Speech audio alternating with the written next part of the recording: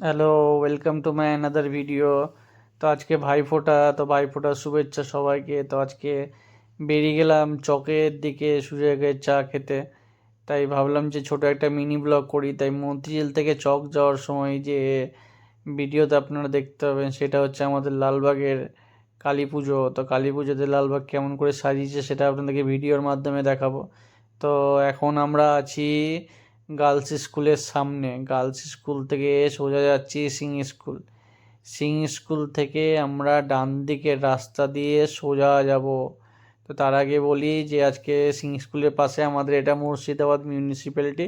তো মিউনিসিপ্যালিটিতে কালী পুজোর থিম করেছে, সেটা হচ্ছে ঘন্টাঘর, ঘড়ি ঘন্টা, যেটা দক্ষিণ দরজার পাশে যে ঐতিহাসিক ঘন্টাঘর আছে সেই ঐতিহাসিক ঘন্টাঘর। তো সোজা এখন আমরা যাচ্ছি নিমতলা। নিমতলা রঙ্গলির পাশ দিয়ে সোজা আমরা এখন চলে যাব পাঁচরা মোড়। তো এর আগের ভিডিওতে আমি দেখিয়েছি যে চক, হাজারদুয়ারি চক যাওয়ার রাস্তা। তো যারা আমাদের এখানকার লোকাল তারা তো অবশ্যই জানে যে কিভাবে যেতে হয়। তো আমার ভিডিও যারা বাইরে থেকে দেখছে তো তারা অবশ্যই যদি আমাদের এখানে করে আসে তো এই রাস্তা দিয়ে চকে যেতে পারবে, চক হাজারদুয়ারি, যেটা চকের মোড় নামে পরিচিত। তো এখন সোজা যাচ্ছি পাঁচরা মোড় দিয়ে, বাঁ দিক দিয়ে সোজা একদম।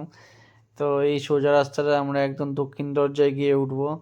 তো যেতে যেতে এখানে আমাদের আইসিআই ব্যাংক পড়বে, রিলায়েন্সের ট্রেন্ডস। তো সোজা চলে যাচ্ছি বান্ধব সমিতি পার করে, অশোকমহল পার করে দক্ষিণ দরজার দিকে। দক্ষিণ দরজার দিকে লাইট খুব ভালো হলো, লাইট দিয়েছে তো খুব সুন্দর লাগছিলো। তো দক্ষিণ দরজার বাঁ দিক দিয়ে কাজী আর বিট্টু ওরা ওই দিক দিয়ে চলে গেলো, আমরা সোজা গেলাম, কারণ আসার সময় ওইটা দিয়ে আসবো, হাতজড়ি ওয়াসিম মঞ্জিলের রাস্তাটা দিয়ে। সামনে একটা পুজো ছিল বলে আমরা সোজা এদিক দিয়ে গেলাম চকের দিকে। তো যেতে যেতে রাস্তায় লাইটগুলো দেখে খুব সুন্দর লাগছে, তো দাঁড়িয়ে ভাবলাম যে একটা ছবি তুলবো, কিন্তু না, পরে ছবি তুলবো, এখন ছবি তোলা যাবে না, ভালো লাগছে না, তাই বেরিয়ে পড়লাম সোজা চকের দিকে। তো এটা হচ্ছে চক যাওয়ার রাস্তা। তো চকের মোড়ে নেতাজি স্ট্যাচু, এখানে করে চকে সুজয়ের চায়ের দোকান। তো প্রত্যেকটা জায়গাতে এরকম একটা ফেমাস চায়ের দোকান থাকে যেখানে করে একটা ইয়াং গ্রুপ, ইয়াং ব্যাচ চা খেতে যায়, অনেক দূরে হলেও চা খেতে যায়। তারপরে আমরা বেরিয়ে পড়লাম হাজারদুয়ারি পেছনের রাস্তাটা দিয়ে। আমি চা খাইনি ওখানে, তাই চায়ের ছবি দিইনি।